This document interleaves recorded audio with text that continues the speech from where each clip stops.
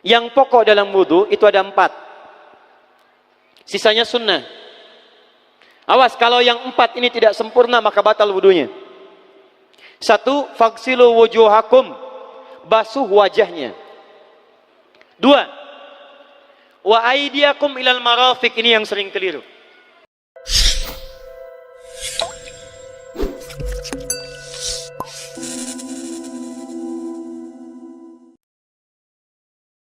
Kalau sholat kamu ingin sempurna, maka sempurnakan dulu wudunya. Awas, hati-hati bu ya, bu. Lihat baik-baik. Kata para ahli hadis, kenapa Nabi mengajarkan wudu dulu? Padahal orang ini yang salahnya sholatnya. Kenapa wudunya yang diajarkan? Kata para ahli hadis, ini menunjukkan ada kaitan antara wudu dengan sholat. Kalau orang benar wudunya, pasti benar sholatnya. Kalau orang wudunya salah, akan berdampak pada tidak sempurna sholatnya. Silahkan ibu cek, anak ibu wudunya seperti flash, cepat, kilat. Secepat kilat, itu pasti menunjukkan sholatnya bermasalah. Nah sekarang bagaimana Nabi menunjukkan wudu yang benar? Yuk kita lihat pelan-pelan. Buka Quran surah ke-5 ayat ke-6, paling kiri sebelah atas. Ayo lihat sini, lihat. Kata Nabi, kalau sholatnya ingin sempurna dimulai dari wudu. Ya ayyuhalladzina amanu, kalimat wudu dibuka dengan kalimat iman. Idza qumtum ilas shalah, kalau kamu ingin sempurna dalam menunaikan salat, faghsilu wujuhakum, maka mulai dengan menyempurnakan wudu. Lihat baik-baik, saya tidak bermaksud mengajarkan, hanya mengulang kembali apa yang kita pelajari. Yang pokok dalam wudu itu ada 4. Sisanya sunnah. Awas, kalau yang 4 ini tidak sempurna maka batal wudunya. 1. Faghsilu wujuhakum, basuh wajahnya. Kalau disebutkan wajah dalam bab wudu, itu tidak ada yang lain kecuali bagian tampak muka. Gitu ya. Kalau yang punya jenggot, itu termasuk janggutnya di selai-selai. Kalau bapak kalau tidak punya jenggot atau belum punya jenggot, tidak usah maksa. Karena sunnah dalam hadis jenggot itu sunnah merawat, bukan menumbuhkan.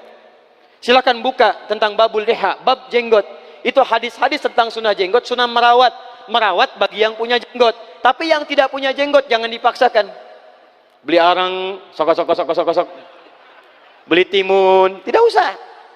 Ya, tapi kalau ada jenggotnya silakan rawat dengan baik supaya menampakkan nilai-nilai kemuliaan. Tahan.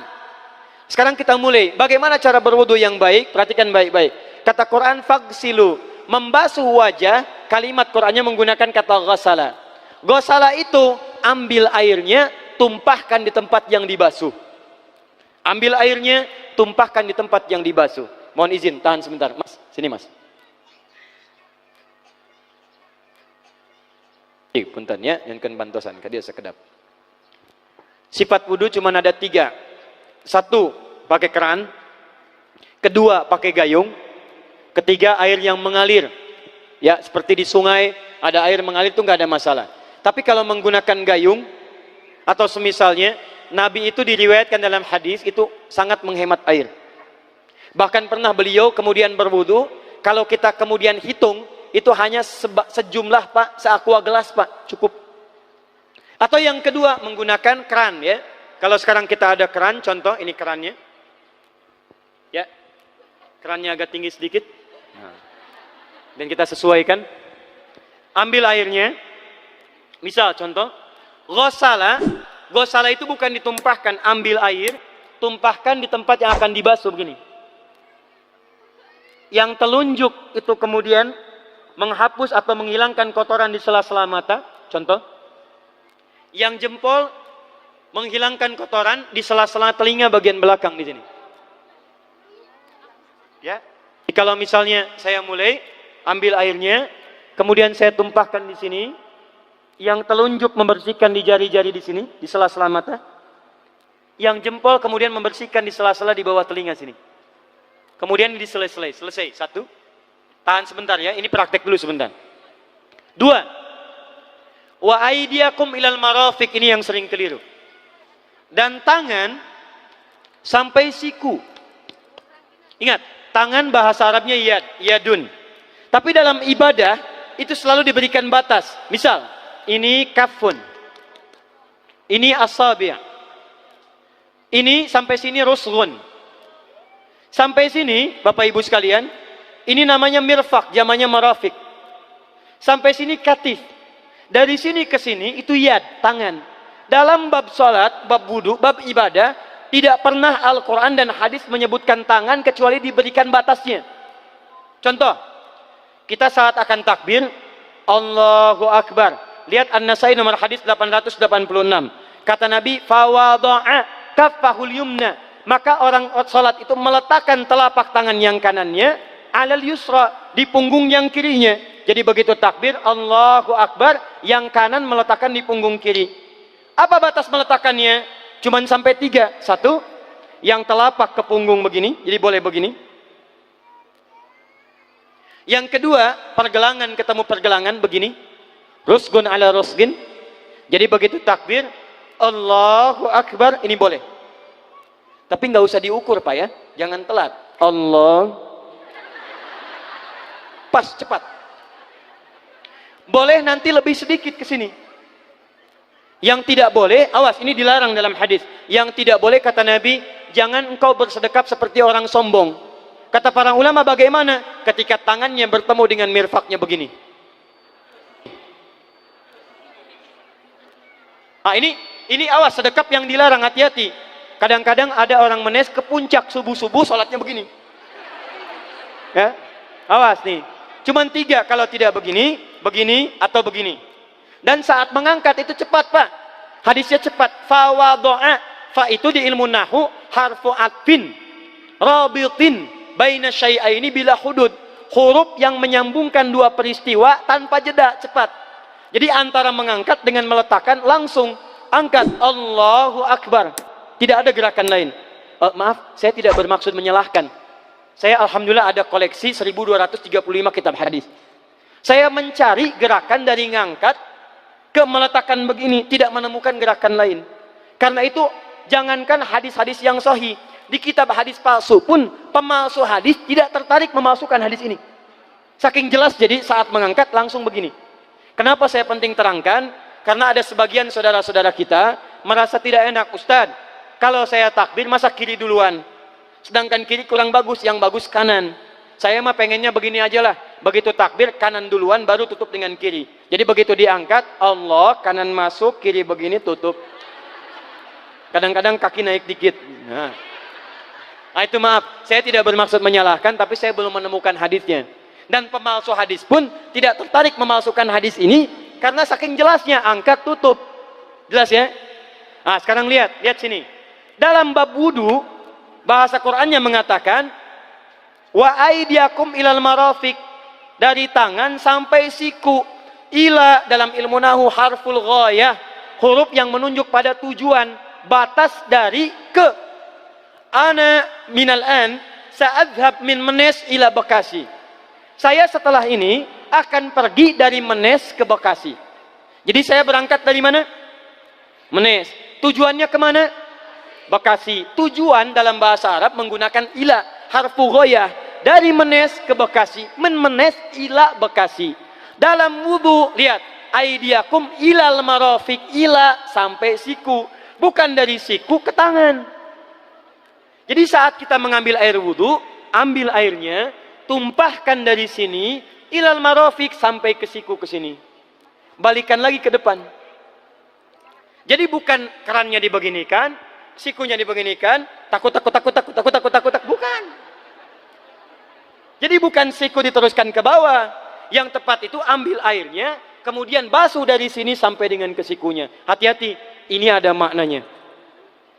Dan jika benar di hadis Muslim, jika orang wudunya benar seperti ini, maka bersamaan dengan jatuhnya air wudu itu, jatuh pula dosa-dosa dan kotoran yang melekat pada anggota tubuhnya.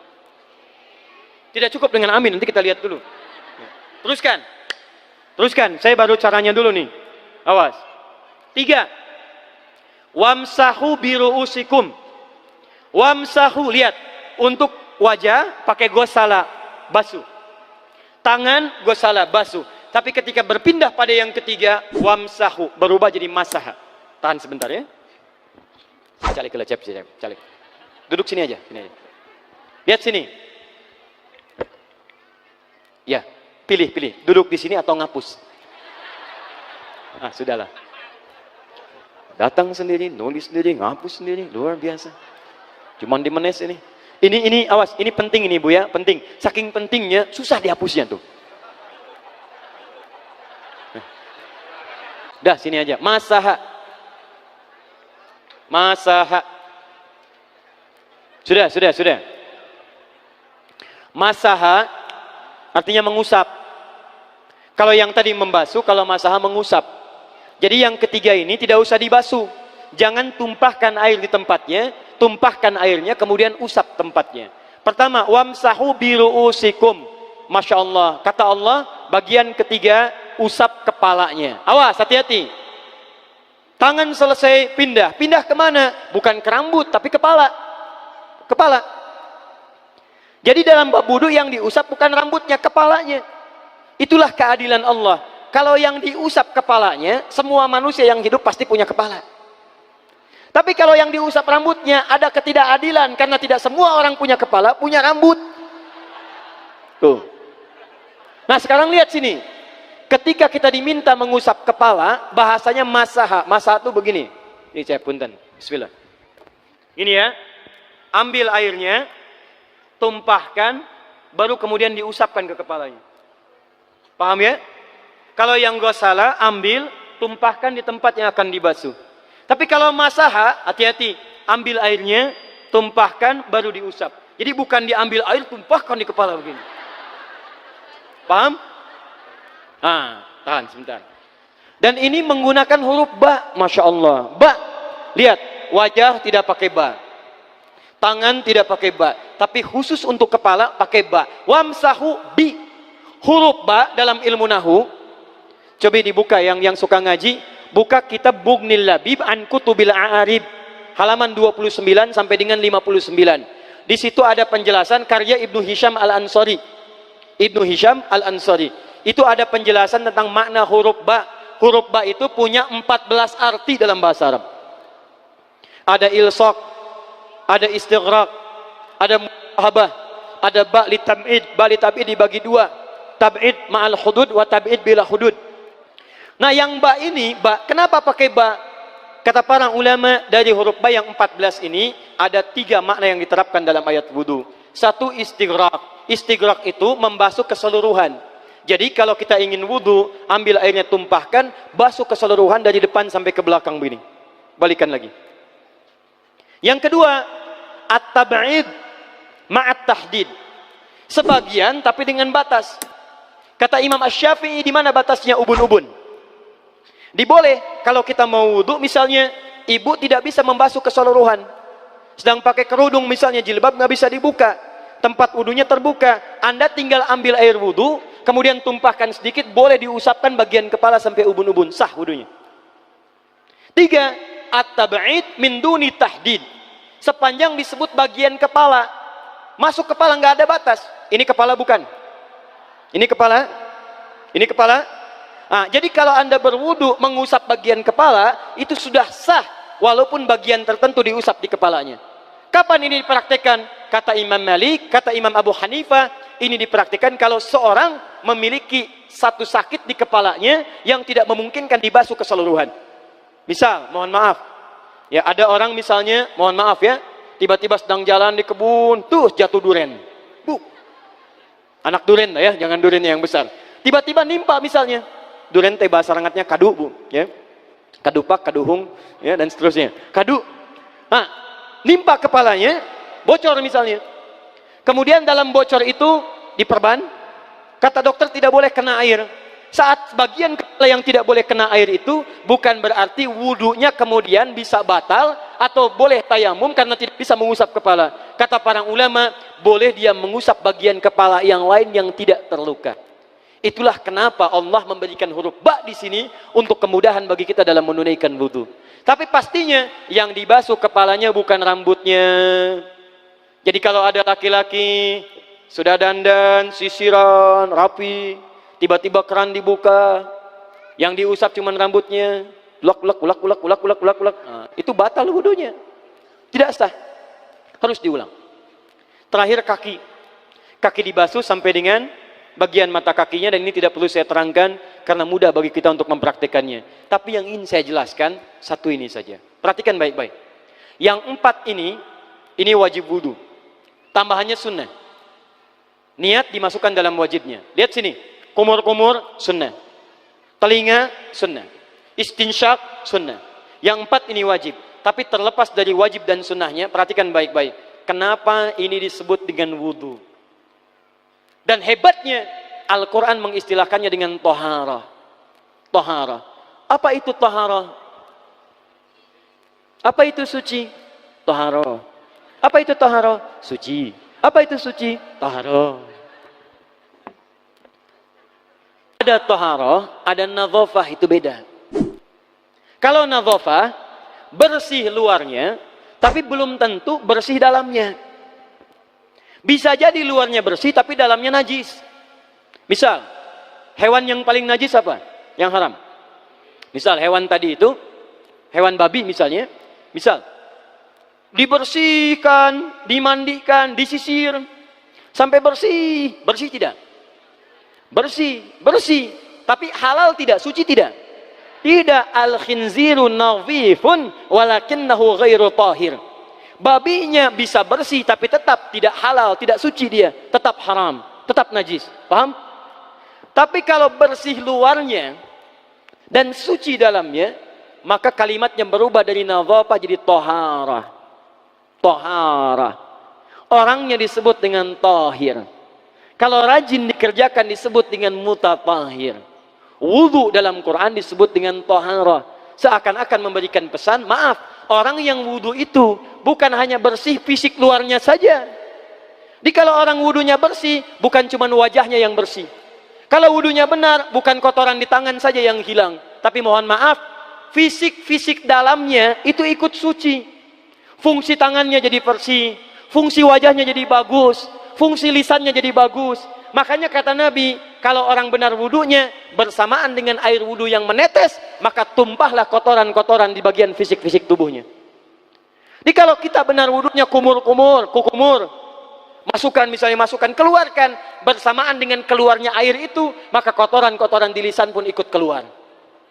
Tangan dibasuh, bersamaan dengan dibasuhnya tangan, fungsi tangan yang kotor-kotor itu ikut hilang. Hadis Muslim. Makanya orang yang setelah selesai wudu dia berdoa, apa wudunya? Apa doa wudunya? Asyhadu an la ilaha wa asyhadu anna Muhammadan Allahumma minat waj'alni minal, lihat sini, minal mutatahhirin, minat tawabin. Lihat. Bapak Ibu kan baru wudu, tapi kenapa doanya selesai tobat? Allahumma ja'alni minat tawabin. Ya Allah, jadikan saya termasuk orang tobat. Kita kan baru wudu, kenapa doanya baru selesai tobat? Sedangkan tobat itu mengakui kesalahan, menyesali kesalahan, dan berjanji meninggalkan yang salah, mengganti dengan yang baik-baik. Makanya kalau orang wudunya benar itu, begitu dia kumur-kumur, dia ingat kesalahan apa yang dikerjakan oleh lisan ini. Jadi begitu kemudian ditumpahkan airnya, hilang kotorannya. Maaf, yang suka mencela wudu, selesai wudu tidak akan mencela lagi karena tobat dari celaan. Makanya kalau wudu Anda benar, coba ingat-ingat, siapa korban dari lisan Anda yang tajam itu? Apakah ibu Anda yang pernah menangis karena lisan Anda? Apakah ayah Anda yang kecewa karena kalimat-kalimat Anda? Apakah tetangga Anda yang menjauhi Anda karena kata-kata kotor Anda? Kalau tiap hari Anda wudu, tapi kemudian lisan Anda masih kotor juga, ada yang salah, Anda cuma menghabiskan air untuk menghilangkan kotoran di lisan. Itu tanda pertama. Tangan basuh. Makanya orang yang wudunya benar, tangannya tidak akan berbuat yang kotor lagi sampai ke ujung kakinya.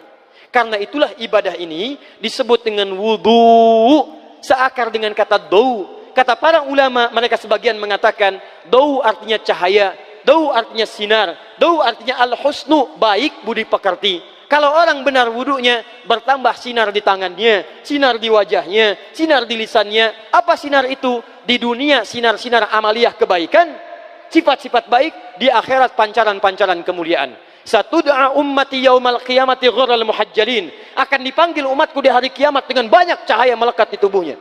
Tangannya ada cahaya, matanya ada cahaya, wajahnya bercahaya, kakinya bercahaya. Cahaya apa itu? Kata Nabi, min atharil wudu, dari bekas wudunya. Jadi kalau kita benar wudunya, itu kita jadi orang baik. Ada cahaya kebaikan dalam diri kita. Itu yang disebut dengan tawabin.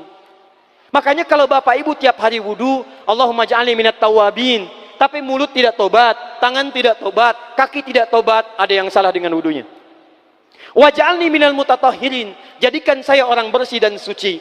Jadi kalau selesai wudu, pakaian bersih, wajah bersih, tangan bersih. Ini pakaian bersih, pakai jas, pakai dasi, tapi tangan tidak bersih, korupsi juga, mencuri juga, menipu juga, ada yang salah dalam wudunya. Kalau kita bisa mengerjakan wudu ini dengan baik, maka naik status kita. Disebut sebagai, langsung oleh Al-Quran, disebut hamba yang dicintai oleh Allah Subhanahu wa ta'ala. Di Quran surah kedua Al-Baqarah ayat 222. Saya tutup. Lihat ayatnya. Di ujung ayatnya. Innallaha yuhibbut tawwabina wa yuhibbul mutatahhirin. Sungguh Allah akan sangat mencintai orang-orang yang tobat dan orang-orang yang terbiasa untuk bersuci. Kita selesai wudu mengatakan, Allahumma ja'alni minat tawabin waj'alni minal mutatahhirin. Dijawab oleh Allah, innallaha yuhibbut tawabin wa yuhibbul mutatahhirin. Karena itulah orang yang rajin wudu adalah orang-orang yang dicintai oleh Allah Subhanahu wa ta'ala. Jadi kalau bapak ibu, maaf ya, sekarang cek, kalau batal wudu pengen wudu lagi. Tidak hanya saat sholat. Sekarang batal wudu, ingin wudu. Batal wudu, ingin wudu. Itu tandanya bapak ibu sedang mendapatkan cinta dari Allah Subhanahu wa ta'ala. Tapi hakikat cintanya bukan pada wudunya, tapi berubahlah orang itu menjadi baik dan dekat dengan Allah Subhanahu wa ta'ala.